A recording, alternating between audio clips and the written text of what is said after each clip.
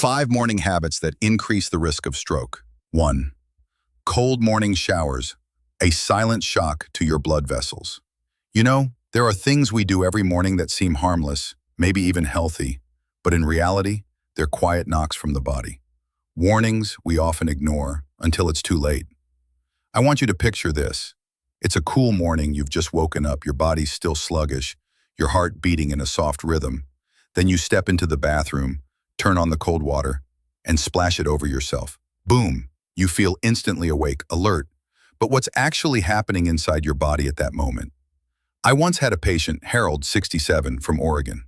He loved sports and always started his day by dumping cold water over his head. "It makes me feel young again," he told me. But one morning, during his usual routine, he suddenly felt dizzy, collapsed in the shower. His wife found him, right side paralyzed, slurred speech, face drooping. He'd had a stroke.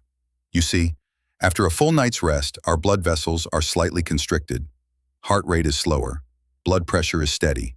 A sudden hit of cold water, especially in the early morning, sends your circulatory system into shock. Blood vessels tighten rapidly. Blood pressure spikes. And for someone with heart disease, high blood pressure, or clogged arteries, it could be the final straw. Now, I'm not saying you have to give up cold showers completely, but ask yourself, is my body ready for this today? Maybe try lukewarm water instead. Or wait until you've moved around a bit and your blood pressure has had time to stabilize. Science shows that abrupt temperature changes, especially right after waking up, can trigger vessel spasms and increase stroke risk, especially in those over 50. So if that's you or someone you care about, don't brush it off. A small change in your morning habits could be the very thing that saves you from an unexpected stroke. Ever felt lightheaded when stepping into a cold shower? That's not just a fleeting sensation. Sometimes it's your body whispering, "Go easier on me, please." Drinking strong coffee on an empty stomach, overstimulating the nervous system. I want you to pause for a moment and think about a very ordinary morning in your life. The sunlight gently streams through the window.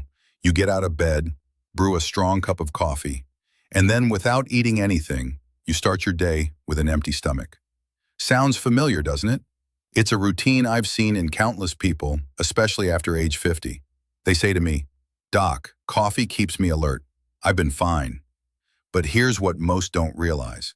Some things happen quietly inside us until it's too late to turn back. I once treated Mr. Walter, 67, a watch repairman, calm, rarely sick. But every morning, he drank strong coffee before eating. One day, he became dizzy. His heart raced. Blood pressure shot up. He ended up in the ER. Not because of a new illness, but because after years of this habit, his heart had grown weary. You see, drinking coffee on an empty stomach triggers a cortisol spike, the stress hormone. Cortisol thickens your blood, increases heart rate, and raises blood pressure. For someone with aging arteries, or a history of hypertension or cholesterol issues, each cup of strong morning coffee is like slamming the gas pedal in a car with worn-out brakes. Coffee isn't the enemy. I drink it too. But the how and when matter deeply. Coffee shouldn't be the first thing your body receives after waking. Your brain is still transitioning from sleep, your heart isn't ready for a sprint, and your nervous system is finding balance. So let me ask you, are you drinking coffee to gently wake up, or are you forcing alertness while your body pleads for care? If you're in your 50s, 60s, or beyond, breakfast should be an act of kindness to yourself. A glass of warm water, some fruit, a bit of oats, and then enjoy your coffee. That way, it's not a jolt to the system, but a companion to your well-being. I believe that true alertness doesn't come from stronger coffee, but from how gently you care for your body each morning. Staying up late, disrupting the body's natural rhythm and restorative sleep. I want you to pause for a moment and think back to the last time you stayed up late.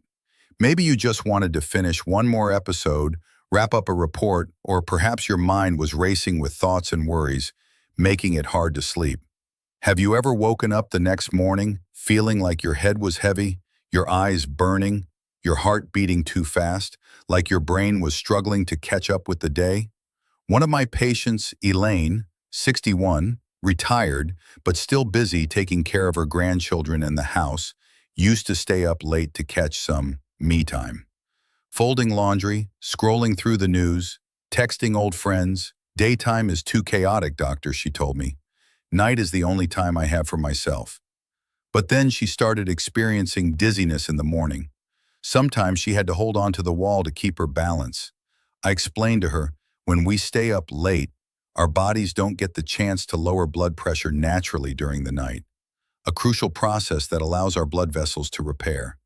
Sleep is when the brain heals, when our vessels are cleansed from the toxins and tension of the day. If we skip that or shorten it too often, damage builds slowly, until one morning that dizzy spell may be the first warning sign of a stroke. Staying up late isn't just about losing sleep. It's about disrupting a biological rhythm that has been refined through millions of years of evolution. A study from Harvard showed that people with late-night habits tend to have higher blood pressure and more inflammation in the brain's blood vessels, even if they get the same amount of sleep as others. I'm not here to judge. I just want you to ask yourself, are those extra hours really worth it? Or am I borrowing health from tomorrow to squeeze in a little more today? Going to bed early isn't just about rest. It's how you love your brain, your blood vessels, your heart, quietly, patiently, every night. And trust me, after 40, those extra hours of sleep start to feel as precious as gold. For skipping breakfast, the hidden cost of ignoring a crucial start. I want you to pause for a moment and think back to this morning. Did you eat anything, or did you skip it altogether? I once had a patient, Harold, 67, from a quiet suburb in Wisconsin. Gentle soul, hard worker, never missed a day of work in his life. And as he used to say, "Doc, I've never needed breakfast to get through the day." Every morning, just a strong black coffee, then straight into the car for a 45-minute drive to work. One day, while giving a presentation at the office, Harold's vision blurred, dizziness hit him, and he collapsed on the spot. Thankfully, it was only a transient ischemic attack, a TIA, but it was enough to change everything about the life he knew. You see, our brain, though it weighs just 2% of our body, is the hungriest organ we have. It uses up to 20% of our blood sugar. So when you start your day on an empty stomach, it's like asking your brain to run on an empty tank. When your blood sugar drops, your body tries to compensate. Your heart races, blood pressure shifts, and if you already carry risk factors like hypertension or vascular disease, even a few moments of imbalance can trigger a serious event. Fainting, dizziness, or worse, a mini stroke that you might brush off. Now, I'm not saying breakfast has to be fancy, but it needs to be there. It's the first handshake your brain and heart receive every morning. A slice of whole grain toast, a boiled egg, a piece of fruit, that might be enough to help you recognize warning signs instead of ignoring them as fatigue. I often tell my patients, don't just live to work, live to remember, to love, to notice the little things each morning. And sometimes that begins with breakfast. Did you eat this morning? If not, maybe tomorrow is your chance to begin again. 5. Exercising too early and too intensely. The wrong time, the wrong intensity. I want you to picture this. It's a peaceful morning, around 5:30 a.m. The air is crisp, the sky still dark. You put on your workout clothes and step outside to run. Part of your healthy morning routine, right? But let me ask, have you ever felt your heart pounding a little too fast? Just a few minutes into the jog. A little dizzy? Maybe your vision gets slightly blurry, and you brush it off thinking, I just need to wake up. So you keep running. One of my patients, David, 61 years old, is that kind of man. Disciplined, proud. He ran every morning at 4:45, rain or shine. One day he collapsed mid-run. Thankfully, someone saw him and called for help in time. It turned out to be a mild transient ischemic attack, a warning sign from his brain that could have been much worse. As a doctor, I always encourage physical activity, but after 50, our bodies don't bounce back the way they used to. Early in the morning, your blood vessels are still constricted from the cold. Blood pressure may be unstable. Your heart hasn't fully woken up. If you push too hard, especially on an empty stomach, your brain and heart may not get enough blood. That's when blood pressure can suddenly drop, heart rhythms can go off, and if there are any hidden risks, a stroke might be the next thing that happens. Studies show that the ideal time to exercise for older adults is about an hour after waking up, after a light meal, a glass of water, and a little sunlight to gently wake the body. Walking, light stretching, even a bit of dancing, all are good, but timing and moderation are everything. Taking care of your health isn't just about trying harder. It's about listening to your body with kindness and wisdom. You may love your morning workouts, but don't let that love push your body before it's ready.